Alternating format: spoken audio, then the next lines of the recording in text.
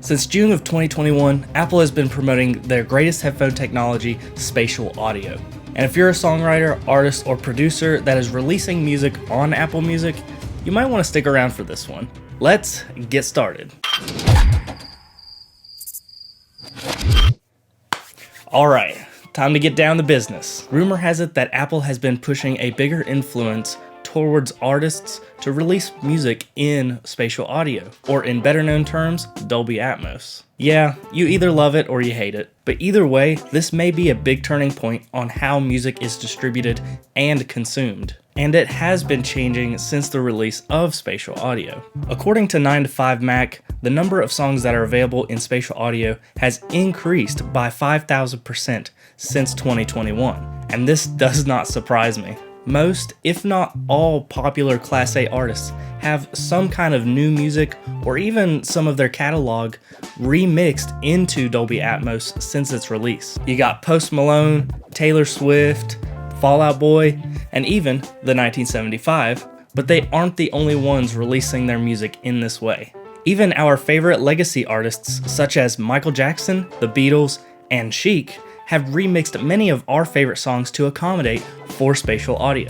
And just for the record, because I already hear the haters now, is that just because a song is mixed in Dolby Atmos does not make it sound good, or even better for the matter. For me, it is more like the similarity between listening to a song mastered for streaming and something different mastered for vinyl. And while these aren't always different, because you do have some mixing engineers, especially some that are selling their services for real cheap, that will just give you a turned down mix to slab on a piece of PVC. This could also be told the same way for immersive mastering.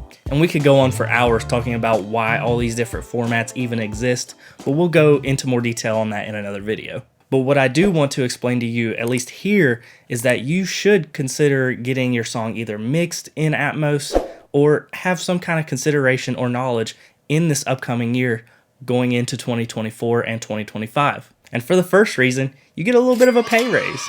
Well, kind of. Remember that big push that I mentioned in the beginning of the video? Well, for anything that is streamed in 2024 that is formatted to Dolby Atmos, the correct way, we'll be getting a 10% bonus on streaming revenue. Meaning for every one play that you get on Apple Music, you get an additional 0.1 added to your data that tells you how much you get paid. And to be honest, this doesn't sound like a lot at all, and it might not even be worth it. But let me tell you why this is a big deal. Especially since Spotify has ruled that they are going to be paying artists less directly if they have under 1,000 streams.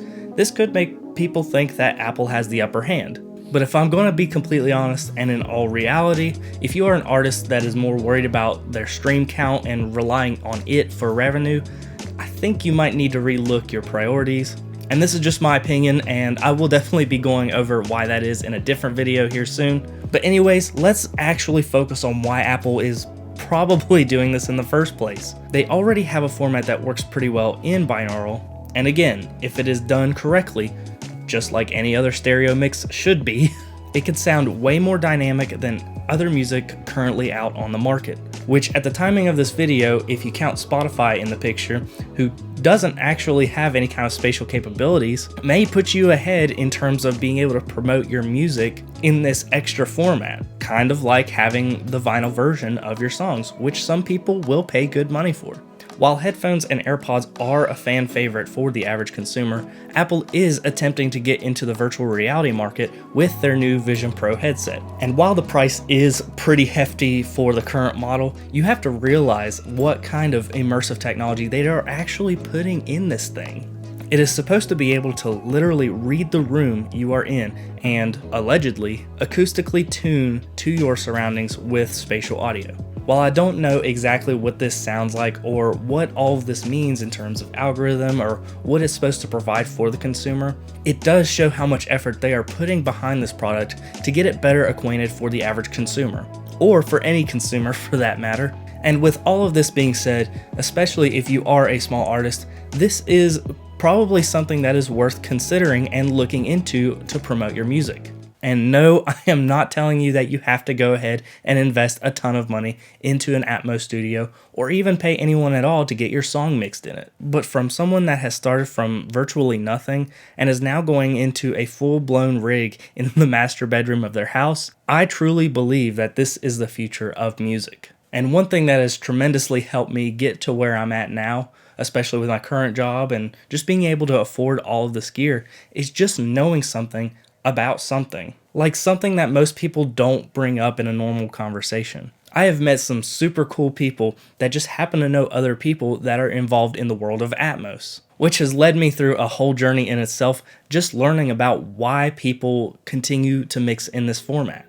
And I highly recommend anyone that has a DAW that's capable with a built-in renderer, and if you have just a pair of headphones to work on, you're good to go to start learning about how to use and what exactly Dolby Atmos is. And this alone is already going to give you one hell of a head start compared to the competition. And if you want to learn how affordable it can be to get started mixing in Dolby Atmos, I highly recommend checking out this video here, and be sure to subscribe to the channel and ring that notification bell so you'll get notifications on when I upload a new educational video on Dolby Atmos, DIY, and affordable gear that can benefit your home studio. Either way, I hope to see you guys in the next video.